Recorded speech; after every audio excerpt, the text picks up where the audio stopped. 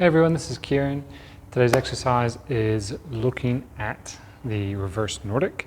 And so this is an exercise that builds the muscles at the front of the thigh here. So if you've had an injury, say with like sprinting or kicking, or you've had a knee injury where it's hard to get your knee straight, or you feel like you've lost some flexibility this way, then this will be a useful exercise for you.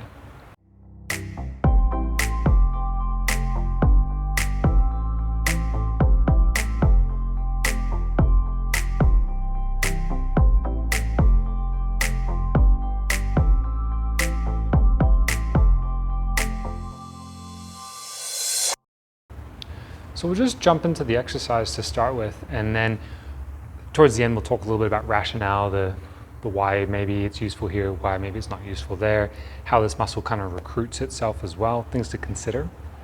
First thing though for doing this exercise is, how is your ankle flexibility? And a precursor or prerequisite would be that you could sit flat like this through your ankles. It's not required though, but if you have that restriction and you can't do that comfortably, get like a rolled up towel or a pillow and just pop it through the front of your ankles. And because now that my toes are down here, it means this doesn't have to be as open and as flat. So I've got a difference in angle there, a smaller angle. That being said, it's a nice thing to develop just because it's comfortable to sit that way. I like to use a wall here, and that's for lots of reasons, but the main thing is I can track my progression a little bit better, as opposed to having this ambiguous, like how far did I go? Is it the same as the last rep? But basically starting with toes on the wall and focusing on just the head touching the wall. And so as I'm doing this, you might be saying like, well, what's the right way to do this? Is there a technique thing I need to think about?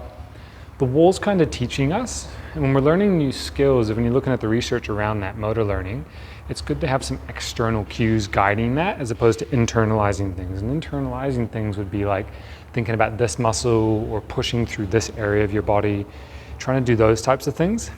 It's not as efficient of a way to learn something new. So instead, the wall's just teaching me that that's as far as I'm going to go, and I'm looking to aim and touch the wall, and that will create the technique that I want out of it. To progress the exercise, I'm just going to come further from the wall. And so, first thing I might look at is doing a thumbs up.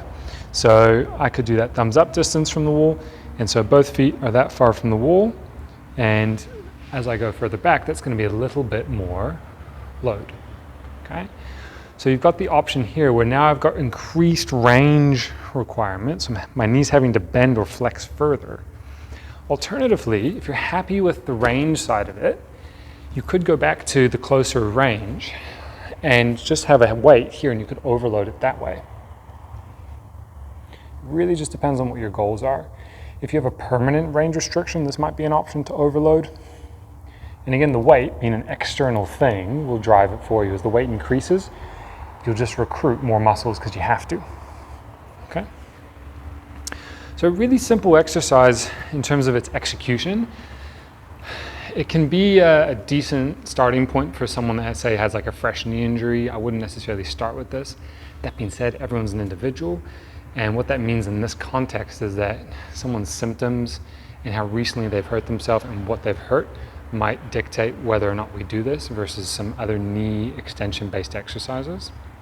Reasons why I might choose to do it with a patient are, I want to improve someone's ability to eccentrically load through their quads, so that's the muscles getting longer as there's load on them. Of course, there's a concentric element too, but there's not as many exercises with this kind of element, particularly where you're open through the hips like this. You might see it in something like a sissy squat. Other reasons why you might want to do it are to, if you were to say, look at what's kind of doing the rounds at the moment on the internet, is people being able to do this with their head going down to the ground and coming back up. So that would be a lot of knee strength ability around this folded position, so full flexion. You could do that through other movements like a loaded lunge. So if I'm in here, I'm still getting into some of these full flexion movements. I'm just creating the fixation point. I'm creating the force through the bottom of my foot. Whereas here, the fixation point or the force is coming through the front of the shin or the top of the foot. So slightly different ways to create that knee extension. It's also a useful exercise to work on that, like I said, the eccentric part, but say improving someone's deceleration. So if I've got like a sprinter or someone that plays multi-directional sports, and I know they need to be able to slow down really fast and change direction, or be able to maintain a certain sense of not just like kicking, but that swinging of the leg that you see in sprinting or kicking sports. This can be a useful exercise because it just gets that rectus femoris kicking in, which is that double jointed muscle. Crosses the hip, crosses the knee. When you start looking at that muscle though and how it recruits itself, this goes for, well, at least in theory, this goes for other muscles that cross many joints. If you have a muscle that crosses many joints, it's going to fixate at one end. So I say my bicep, I've fixated it here, I'm not going to move my shoulder, and then I do a bicep curl. Now, if my arm is flexed here, so if I put this now at its shortest position, right? So I'm up into here, I've gone into flexion, the biceps helped. If I try and do elbow flexion, I can't get as far. If I bring my elbow down, because this end now, the bicep end at the shoulder is getting longer, I'll be able to pull further in this position. Now you can achieve full range at both ends, you can train it. An example of this with the rec fem is like a Muncie exercise. So you're here where it's now short at the knee through knee extension, and then I'm asking it to also be short at the hip through hip flexion. What the reverse Nordic does is it asks it to be in a short position at the hip relative to the knee. It could be shorter like this, but it's kind of getting longer at both sides, like I'm in hip extension. So it's fixated, but it's kind of in a long position, and then I'm asking it to also get long down at the knee. So it's kind of a nice complementary opposite to that Muncie exercise. So you're getting both capacities. And when we see sort of how a muscle recruits itself, depending on whether you're decelerating or if you're kicking, that changes which end of the muscle is fixating and which end's moving. You can look at that in some of the references below, but the muscle will either recruit from top down or bottom up. And in a general sense, we're saying that someone wants to be able to have both skills. So if you only train one of those skills, then you're losing out a little bit on development of another skill.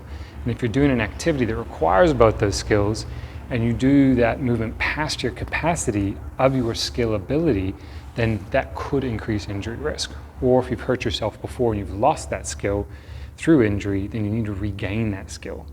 So this has relevance really in just a roundedness of a program. So if someone hurt their rectus femoris or hurt their quads, they'd be doing lunges, they'd be doing squats, they'd be doing maybe extension-based stuff on a machine or like a leg press type thing. You want to get lots of different movement creations through different fixation points, so through different parts of your foot, different parts of your leg, your shin. And so this is just a nice way to add some complementary stuff there. I wouldn't say that it's a necessary exercise, but it's a useful exercise in the right population. Where does it probably cap off for most people? Probably the ability to get up and down off the ground like this, but you're not adding that extra challenge of leaning back and hip extending, right? So if I'm here, I can just do that. That's a very similar movement. It's just taken this portion out of it. I'm not emphasizing this challenge. So if I went down, it'd be the same here. So for most people, that's probably if they can do that enough for just daily living. But if you've got some sport-specific requirements, you need to be able to maybe kick a bit harder or decelerate better, then these are nice supplementary exercises, but they won't beat out practicing kicking and practicing decelerating. And that could be as simple as doing 10 or 15 meter sprints and then giving yourself like a 5 meter window to slow down. If you're going full tilt, it'd be very hard to slow down within that 5 meters, but you're then going to train the muscle to do that. Or kicking as hard as you can. That's going to encourage the muscle to have to recruit. So some things to think about. Good exercise, useful in the right context, and it's useful in that it's roundedness to the program. It's not necessarily a primary exercise, so I wouldn't place too much emphasis on it. Just a nice supplementary thing that you can do for sort of knee ability. If you like this video, then please hit like below. Otherwise, to check out more of our content in the future, you can subscribe to our channel by clicking our logo over here. And to check out our latest video, click up here.